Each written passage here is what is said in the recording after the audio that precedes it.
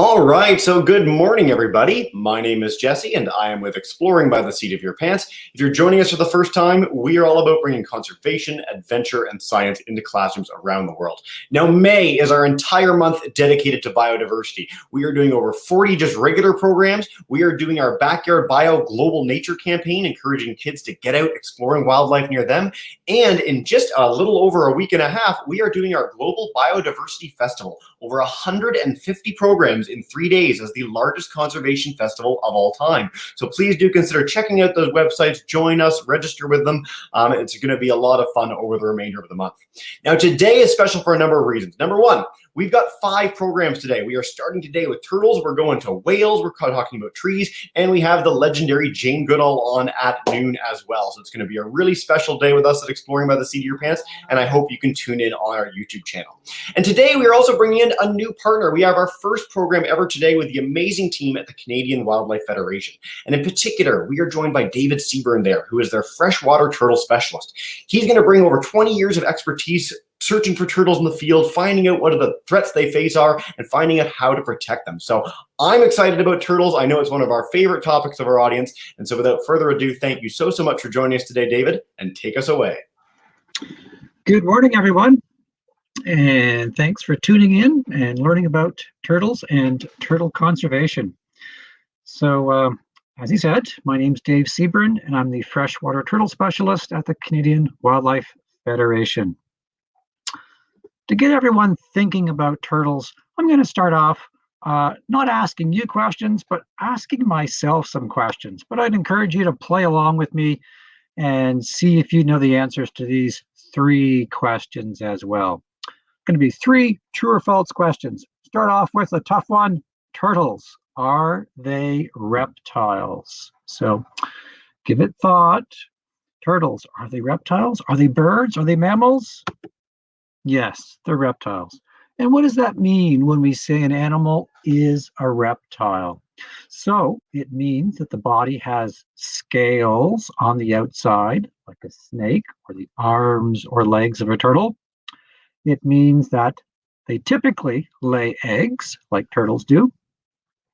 And it also means that they are called cold-blooded.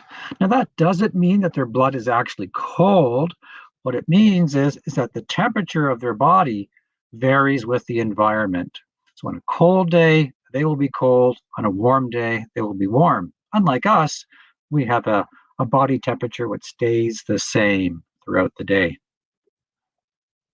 Turtles can leave their shells. True or false?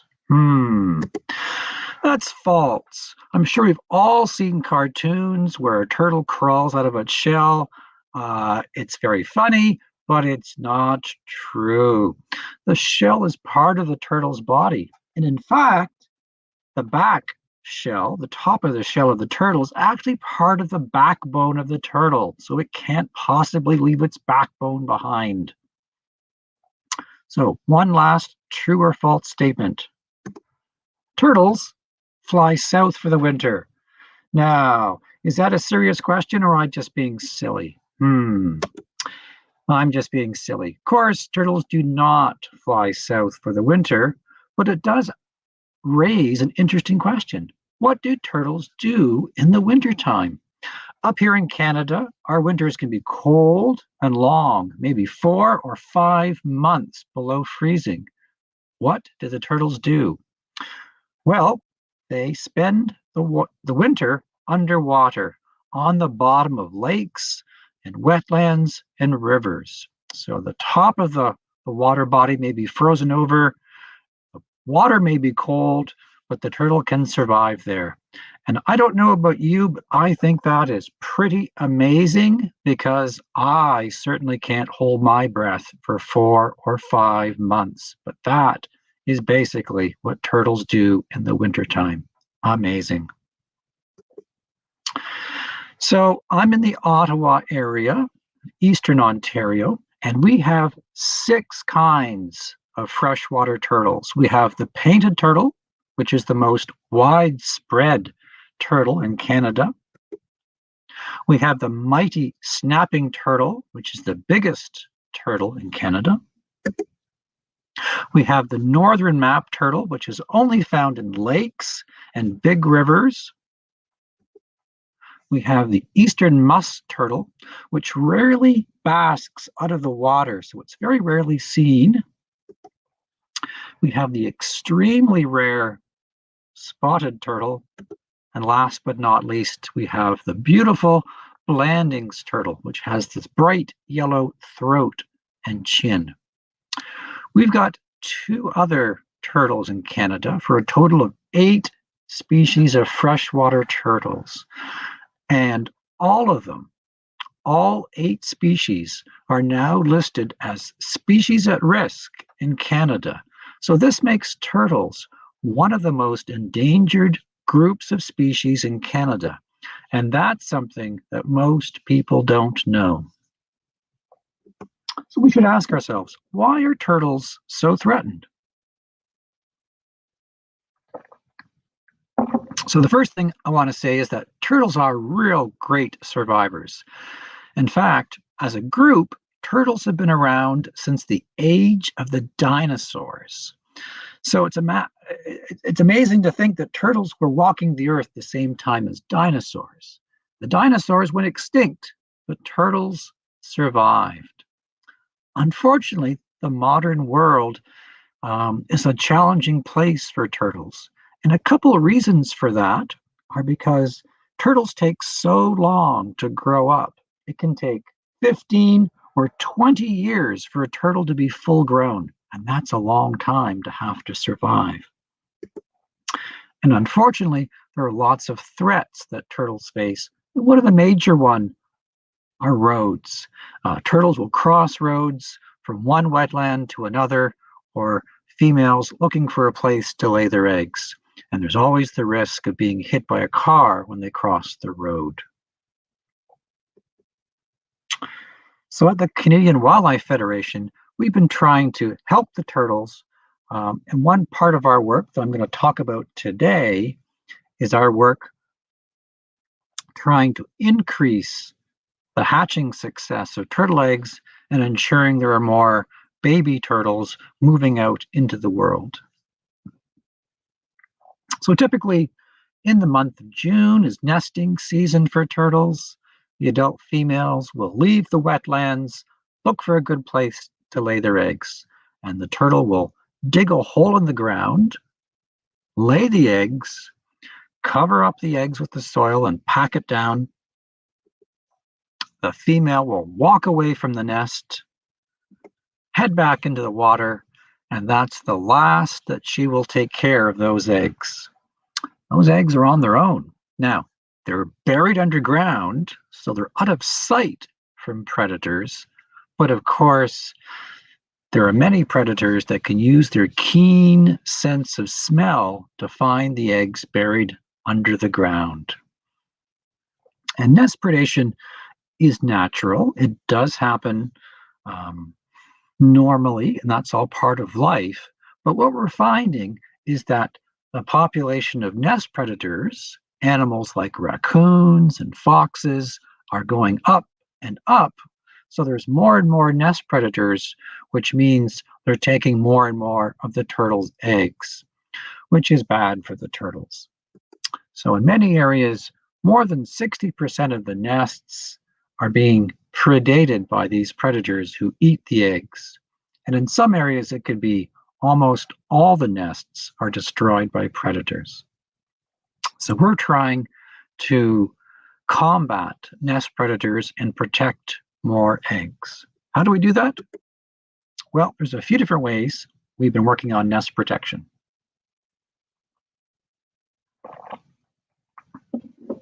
First of all, we can install a nest protector. And this is made from wood with a wire mesh on top. And then we hammer spikes into the 4 corners.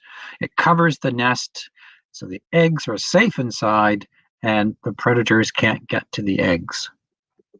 We have little exit holes at the edges of the nest protector, and that allows the hatchlings to escape from the nest protector after they leave, but those holes are too small to allow predators to dig into the nest. So this works great. Unfortunately, it's hard to use nest protectors in many places where turtles lay their eggs. For example, many turtles lay their eggs along the side of the road, on the road shoulder. And we can't put nest protectors there because that's a safe spot for cars to pull off the road, and nest protectors would be a risk for those cars. So for all those nests we find along roadsides, we're actually collecting those nests and incubating the eggs. So how do we do that? Well, first of all, we have to find a turtle in the process of laying her eggs, because after she's finished, it's very, very hard to find that nest. But after she's finished laying the eggs, we approach the nest site and we start to dig down into the soil. We dig very carefully so we don't damage the eggs, and we dig down till we find the nest cavity. Once we're there, very carefully, we take each egg out of the nest and we write on it with a pencil, it's a number for each egg, and then put them in a bin, as you can see in this photo, with soil. And so this is one nest, just over 30 eggs from a snapping turtle. And we can tell it's a snapping turtle because the eggs are round, like ping pong balls. And it's very important that the eggs don't get rotated because that can disturb the development of the egg. So we make sure the top of the egg is labeled and then it's placed in its spot in the bin in the soil. And we then bring these eggs back to our lab and put them inside incubators. And the incubator basically has a heater, it has a fan, and on top of it, it's got a thermostat. Just like the furnace in your house might have a thermostat to control the temperature of your house. And so you want the eggs to be warm to develop. If it's too cold, the eggs will not develop. But temperature is also very critical for turtle eggs in a very special way. So for many species of turtles, the temperature of the egg will actually determine whether the hatchling is a boy or a girl. And that's pretty amazing. So in general, cooler temperatures produce males and warmer temperatures produce females. So in our incubators, we set the temperature at kind of a medium level, and so we will get both males and females to help the population in the long term. So we've collected the eggs, they're in the incubator. We then have to wait about 2 months for the eggs to develop, but then the eggs start to crack open and we start to see arms and legs and even heads poking out of the eggs. It's a very magical moment. So this is a hatchling snapping turtle on its very first day of life. It has just cracked open the egg and it's starting to crawl out. And it's quite exciting to see them on their very first day of life. Once 1 or 2 eggs from a nest start to hatch out, we get more and more eggs hatching out. And this is a clutch of Blanding's turtle eggs, the ones with the bright yellow throat. As you can see, these eggs are more oval shaped than round. So when we find a bunch of hatchlings that have popped out of the eggs, they get taken out of their bins, they get washed off a little bit, and then they get transferred to bins with water and some plastic vegetation for them to hide under. And then we wait for all the eggs from one particular nest to finish hatching. So this is a hatchling Blanding's turtle. You can still see the yellow on its throat. And if you look carefully, in the middle of the bottom shell, you can see a little yellowish oval. And that's kind of like the turtle's belly button. So when it's developing inside the egg, there's the yolk, which is transferring nutrients to the growing hatchling. And it goes into the turtle through this yolk connection to the turtle. After the turtle has absorbed all the yolk, it seals off and forms this yolk scar or belly button. And then over time, the shell will seal over that, and the shell will look like a normal adult turtle with a hard bottom shell. Once all the eggs from a particular clutch have hatched out, we measure the hatchlings, we weigh them to get a sense of how big they are, what kind of condition they're in, and then we take them back out into the wild and release them. And we always release each nest of hatchlings at the nearest wetland to where the eggs were laid. We don't want to release them at the nest site because remember, that was actually on the shoulder of a road. We release them at the nearest wetland to that nest. So over the past few years, we've released about 1,400 hatchling turtles to try to boost these turtle populations. In the bottom photo, you can see some baby Blandings turtles, and in the top picture, that is a northern map turtle hatchling. It's very different looking with very many stripes on its head. So that's a few ways that we are trying to give turtles a helping hand. But you can help turtles too, and I'm going to suggest a few things you can do to help turtles. First of all, over the next couple of months, there's going to be a lot of turtles moving from wetland to wetland, or females looking for places to lay their eggs. If you're driving with your parents and you see a turtle crossing the road, you can stop, and if it's safe to do so, your parents can help move the turtle off the road. And always move the turtle in the direction it's heading. It knows where it wants to go. You can also check out our website, helptheturtles.ca, and we've got a short video clip on how to move turtles off the road. You may also find injured turtles along the side of the road. And if you're in Ontario, there's actually a dedicated animal rehab center that just works on turtles called the Ontario Turtle Conservation Center. You can give them a call and they will arrange a pickup of that turtle.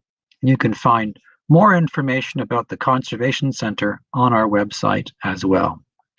If you're in a different province or a different state, you can look up for animal rehab centers in your state or province. For those of you that have a smartphone, you can also participate in wildlife monitoring projects. So we have a project on iNaturalist, which is a citizen science website to help track turtle populations in Canada. So again, you can find out more on our website, helptheturtles.ca. But if you have a smartphone, you can take a picture of wildlife, and that can be plants, it can be birds, butterflies, snakes, or turtles. And you can post it to this website, and other people will help identify what you saw, which is very cool. And also, if you join our project, Help the Turtles, and you post photos and observations of turtles, we can help understand where turtles are across Canada. And that will help us and help the turtles. Last but not least, I want to thank the many people that have helped with all this work over the past few summers. So if you're interested in wildlife biology and helping turtles, you might want to become a biologist too in the future and help collect turtle eggs or help turtles. And I'm happy to take questions on turtles, turtle conservation, or anything else turtle related. Thank you very much. Thank you very much, David. What a fun presentation. And if you want to exit screen share so you can see us again and have a bit of a conversation, go ahead and do that. While you're doing that, I just want to say a big thank you to our wide audience today. We've got 5 other full classes and many more students on YouTube, plus Miss Hood and Miss C, who joined us in the United States right after you joined the broadcast. So well over 200 kids across North America today. Welcome in and really excited for your questions. So if you're on YouTube, let me know where you're joining from. Share questions there and we'll take as many as we can. But I want to start with Ms. Langer's class. They're joining us in Coburg, Ontario, our grade 3-4s. Come on in, Ms. Langer. Take us away. So thank you, David, for a great presentation. Our student Tatiana is wondering, how do you determine the gender of the turtle? Oh, that's a good question. And in fact, for the hatchlings, we can't tell the difference between boys and girls. They look the same. As turtles get to be full grown, it becomes easier to tell the differences. For some species, the bottom shell is a different shape in males and females.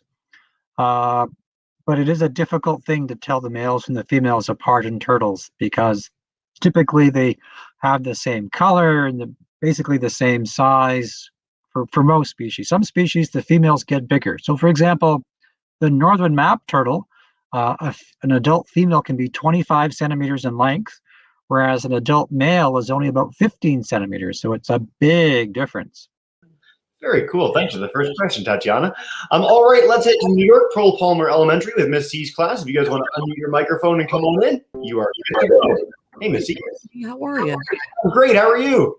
Great, thank you. Okay, let me get Taylor up here. Taylor, go ahead and unmute. And I'm going to pin you. You ready? You had a question that I was wondering too, so go ahead. How does the temperature control the gender for it to be a female or male? Wow, that's a great question. And I'll be honest and say I don't know exactly how it works, but basically the temperature controls different enzymes in the turtle. And so when the turtle embryo is warmer, it sets up a certain development of enzymes which cause different hormones to be released, and there are more female hormones released at warmer temperatures versus cooler temperatures. And beyond that, I don't know much more than that as well, because I'm not a very good microbiologist or hormonal biologist. I love that. I love how we can get sort of half stumps the scientist. So way to go, Miss C's class, for that. Yes, congratulations. Yeah, we're 2 questions in. We've already got them on the ropes. Miss Hood's class joining us in Hatboro, Pennsylvania. If you guys want to unmute your mic, come on in. In fact, everyone can unmute the mic in StreamYard. It makes it much easier when we go to Q&A. But come on in, Miss Hood. Hello, thank you for sharing with us today, Dr. Seburn. We were wondering, we've learned in other video conferences how baby animals, we shouldn't really touch them, and we see your handlers handling them. So we didn't know if that had any effect on, they reacted to you negatively, like do the baby snapping turtles bite at that age or no? Great questions. So we'll start off with the handling of wildlife. And in general, I definitely discourage the handling of wildlife. Some animals will bite. There's always the risk of transferring things from our hands to them. So for example, if you have sunscreen or insect repellent on your hands and you were to catch a frog, that could actually kill the frog because they have such a soft skin and can absorb things through their skin. So in terms of our hatchlings, we take very strict precautions about handling them. The hatchling snapping turtles definitely can't bite or hurt anyone our size. There's no risk of that.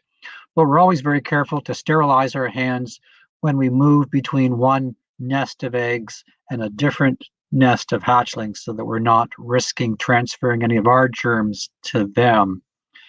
And in general, it's a pretty safe procedure to do that.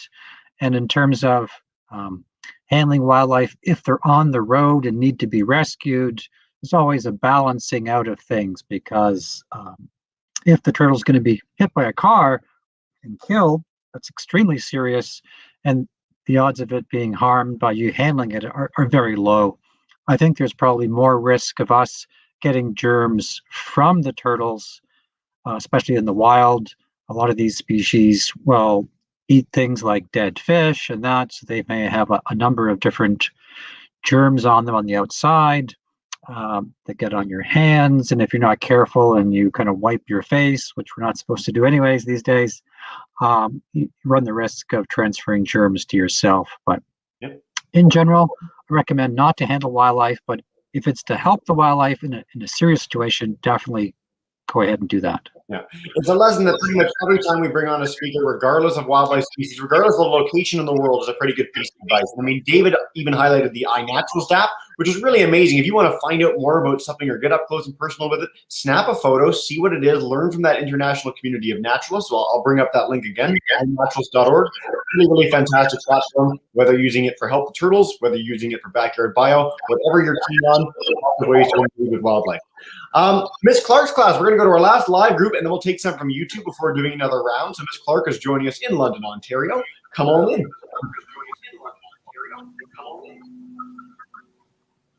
Hi. Hello. We're wondering if turtles have any predators. Great question. And got to start off by saying London is my hometown. So it's great to hear that there are people from London watching today. So predators and turtles, basically it all depends upon the size of the turtle. So as I discussed earlier on in the presentation, the eggs, of course, face many, many predators because they have no protection whatsoever. The hatchlings, when they first come out of the egg, they're pretty small. They're the size of a loony or a toonie. So a lot of things will potentially eat them. But as the turtle gets bigger and bigger, they have more defenses. And that's the beauty of the shell, is it provides this amazing protection to adult and maybe large juvenile turtles. So once the turtle is full grown, there's basically nothing that's going to be an effective predator against it. And so if a turtle makes it to 15 or 20 years of age, likely it will then live for decades beyond that. And so something like a snapping turtle can live for 75, maybe even 100 years, which is amazing. And once they're full grown, really the only main predator they have, and I'll put predator in quotation marks here, are cars, just because they can still be hit by cars, but they're pretty safe from most predators once they're full grown. You answered like several questions I was going to ask next about their age and how big they get and all sorts of things, Roll. And I want to highlight a fun story. We've had Ripley's Aquarium on many, many times in this broadcast, and people worry about the big sea turtles that are in with the sharks. And I always like to highlight that when the sharks go for the turtles are actually the ones that are bullying the sharks and try and bite them. So really, once you get to a certain size as a turtle, you are pretty impregnable to anything but a car, as David mentioned. I love this question from Ms. Fusco in on our chat. How long does it take turtles to become adults? How long does it take them to get to that stage? Maybe it differs between turtles, but you can share. Yeah, great questions. And it's going to depend upon two things. And one is the species of the turtle. So some species just grow faster than others. So up here in Canada, the painted turtle can be full grown and an adult in maybe 8 to 10 years. So it's relatively quick for a turtle. Whereas a snapping turtle, it may take 15 or 20 years before it's an adult and can actually breed. The other big variable, of course, is where the turtle lives. So up here in the Great White North in Canada, it's cooler, our summers are shorter, and so therefore the growing season is shorter and it takes longer to be full grown. Further south, like for example down in Florida, some of these turtles may be full size in 2 or 3 years because they're active maybe 10 or 11 months of the year. So growing season makes a big difference. Yeah, fantastic. Thanks, David, for the nuance. All right, Ms. Magic Becca, their class in Chatham wants to know, are turtles social creatures, David? That's a great question. And it's really hard to know for sure. But if you go someplace where you can find turtles basking, like if there's a provincial park or natural area near a place and there's some kind of log in the water, you may see 8, 10, or 20 turtles all on one log. And there could be other logs nearby that don't have any turtles on them at all. And you have to wonder, are they basking together for some social benefit? Or is it just because this is the best log and everyone's piled up on the best log?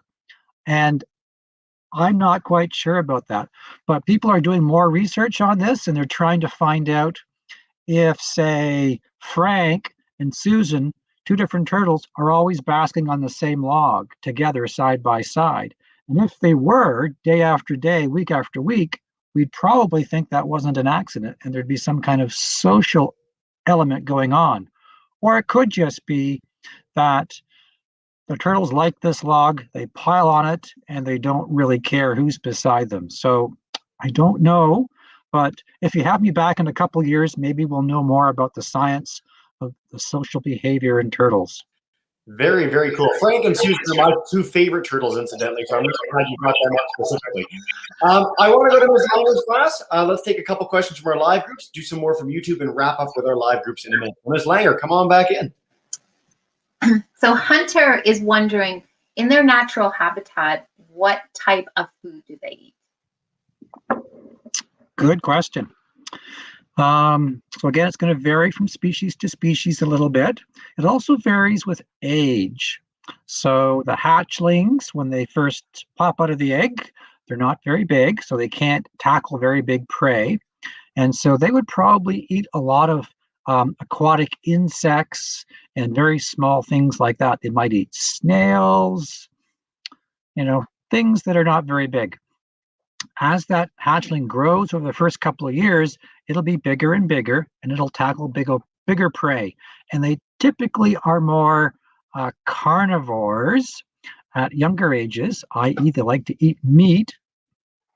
Now that might not be hamburgers and things like that, but it's going to be maybe small fish if they can catch them, and typically dead fish if they can catch it or find a dead fish.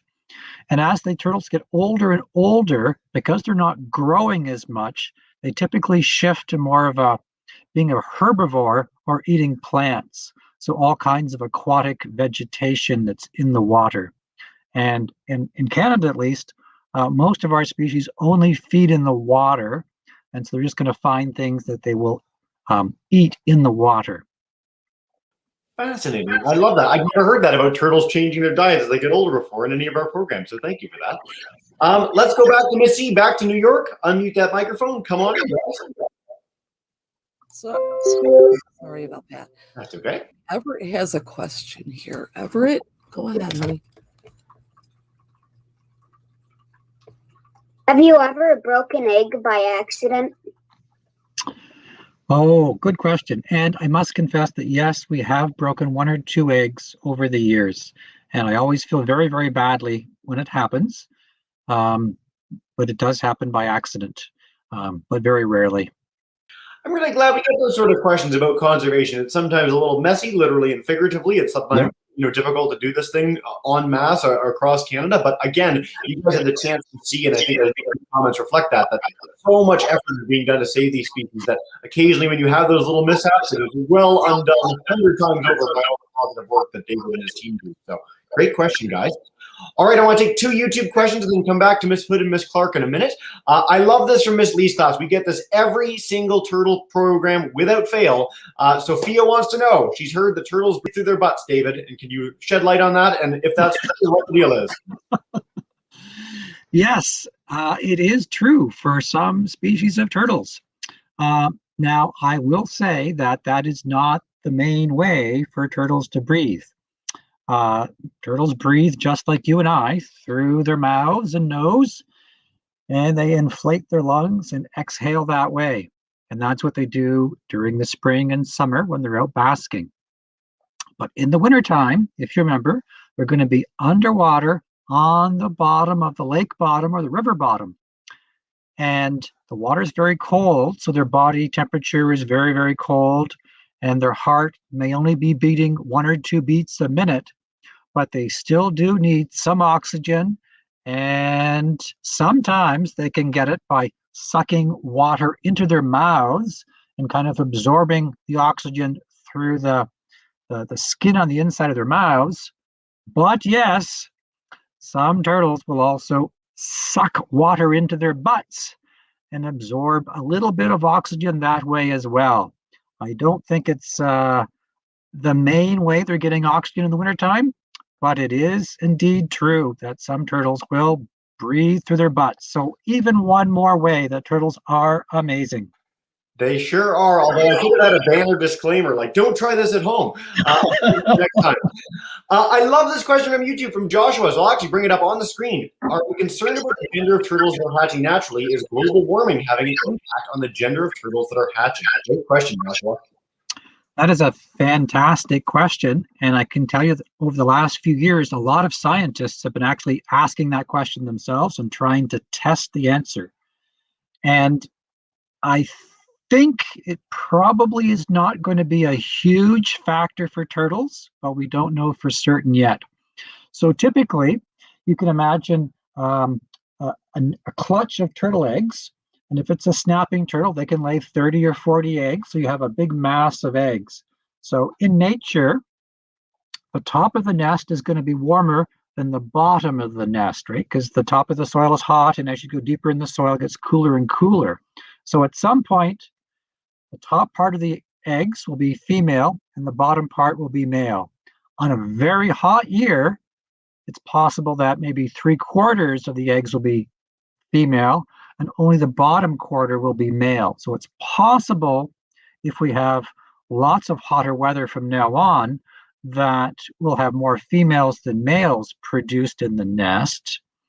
But there's a lot of variation from year to year. As I think we all know, some summers are quite hot, some are cooler. So I think things will balance out so that we'll have perhaps more females produced in very hot summers and more males produced in cooler summers. We also have to keep in mind that for something like the snapping turtle, it's found from as far south as Florida to as far north as where I am in Ottawa, in Ontario, Canada. And that's a huge range. And the temperature in the summer in Florida is a lot hotter than it is here in Ottawa. And these turtles have survived. So it's possible that turtles can also slowly evolve with time, and that the temperature key determining factor may shift over the next few decades. We don't know for sure, but we do know turtles have adapted to changing climates in the past. So I would expect that they will continue to do so. And it's definitely not the biggest threat they face, but it is a fascinating question to ask how climate change will affect turtles. Yeah. Thank you so much for that. It seems like you're a positive conservation story too, where we think that there, is hope based on this distribution. So that's very cool. Guys, you've got time for 2 more questions. Time flies when you're having fun. So I'm going to head to Miss Hood's class and then wrap up with Miss Clark in a minute. But let's head to Pennsylvania. Come on in, guys.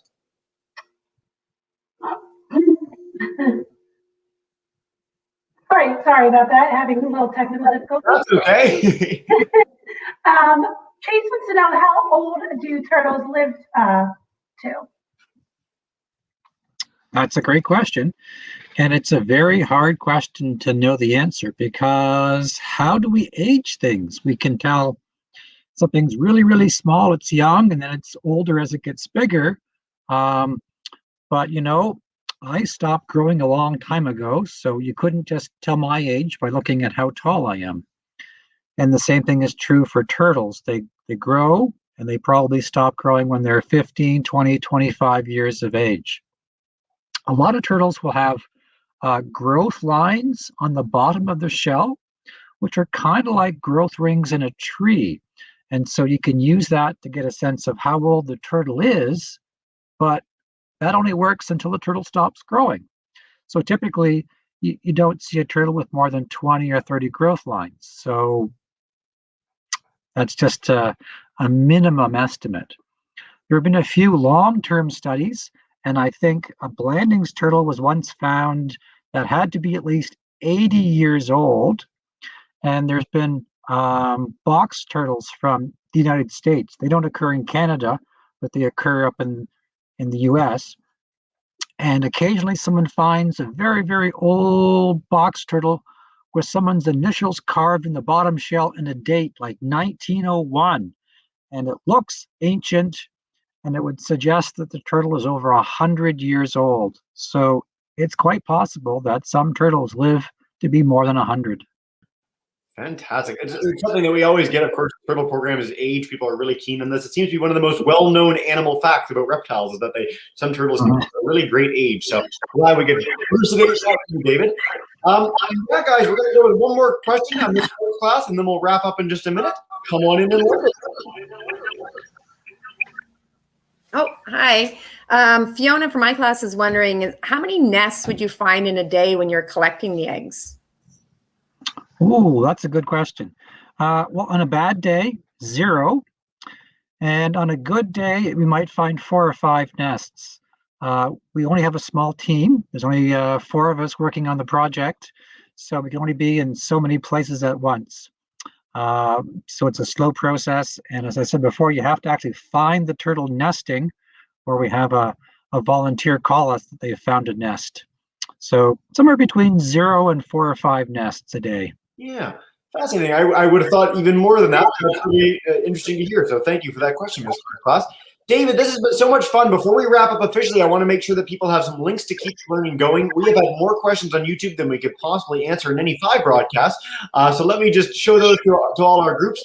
Again, if you guys are keen, look up the Canadian Wildlife Federation. They do amazing work to protect wildlife and to educate the public on it. So check out that link below. You can also check out helptheturtles.ca, which David mentioned earlier in the presentation. If you want to take action to help protect turtles in your neck of the woods, iNaturalist.org is an amazing tool for learning about the wildlife near you, sharing it with others, and connecting with this community of naturalists. The Help the Turtles project from Canadian Wildlife Federation is one great way to do that, and Backyard Bio, as our project all May Long, is another fantastic one as well. Near the end of the program, too, David mentioned the Blandings turtle. We did a program with the Toronto Zoo on the Blandings turtle, so check out our YouTube page. It's a great follow-up to today's talk. Really, really fun to see some other turtle rehabilitation efforts in person. So hopefully you guys all get that chance. And I want to bring back David to say, is there any last message? If people are going to leave this program today and take one thing with them about turtles, how exciting they are, or what they can do, what would that be? Oh, I think it's just amazing to think that turtles were around during the age of the dinosaurs. And everyone loves dinosaurs and they're extinct. But when you see a turtle, you're seeing something, not that individual, but you're seeing a group of species that were around during the age of the dinosaurs. And that is just amazing. It sure is. David, I hope all our kids can find something in their life that they're as passionate about as you are about turtles. It's been so fun to be with you today. And again, by the end, we ended up with 10 full classes on YouTube in addition to our live ones. So well over 300 kids today from across the continent. And what we do to end every broadcast, as it's your first time, I'm going to bring in Miss Clark, Miss Hood, Miss C, and Miss Langer to join me.